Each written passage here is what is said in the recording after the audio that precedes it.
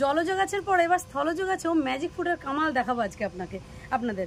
তো আমি এটা ট্রাই করে দেখেছি, এক্সপেরিমেন্ট করে, যে দেখি তো ম্যাজিক ফুড আর কোথায় কোথায় নিজের কামাল দেখাতে পারে। তো দেখুন এই গাছগুলো দেখুন একবার, এগুলো হচ্ছে দেখতে পাচ্ছেন, এগুলো হচ্ছে বেগুন গাছগুলো কিন্তু যথেষ্ট লম্বা হয়েছে। কিরম লম্বা হয়েছে দেখুন, আর গাছের হেলথ কিরম হয়েছে দেখুন।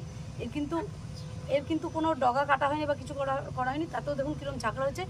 1 মাসের বেগুন গাছ, এগুলো 1 মাসের। তো সবজি মোটামুটি আমরা অনেক রকম সবজি নিজেরা লাগিয়ে খাই, আগেও আপনাদের ভিডিও দেখিয়েছিলাম। তো এই যে বেগুন গাছগুলো লাগিয়েছিলাম, এগুলোতে ম্যাজিক ফুড দিয়েছিলাম, কারণ ম্যাজিক ফুডটা কিন্তু কোনো রকম রাসায়নিক সার দিয়ে করা নয়, যার কারণে আমি অনেক গাছে অ্যাপ্লাই করতে পারি, মানে সবজি গাছে অ্যাপ্লাই করলেও কোনো সমস্যা নেই। তো এই দেখুন বেগুন হয়েছে কীরকম। তো তুলে নেবো আজকে বেগুনগুলো। এগুলো একদম বাগানের বেগুন, টাটকা বেগুন দিয়ে আজকে রান্না হবে। বাগানের কী দিয়ে রান্না করবো সেটাও আপনাদের দেখাবো, সেটাও বাগান থেকে তুলে নেবো। তো দেখতেই পাচ্ছেন বেগুনের চেহারা কীরকম হয়েছে। এগুলো একটু ছোটো ভ্যারাইটির বেগুন, এই বেগুনটা ভাজা খেতে খুব ভালো লাগে, ঐশিকার খুব ফেভারিট। তো এই যে বেগুন তুলে নিলাম। আর বাগান থেকে নেবো হচ্ছে কুমড়ো শাক দিয়ে আজকে রান্না হবে।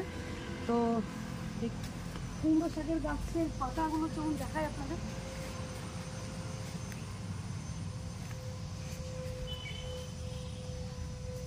যা বেগুন হবে মানে খেয়ে শেষ হবে না, প্রচুর বেগুন হবে এই কটা গাছে।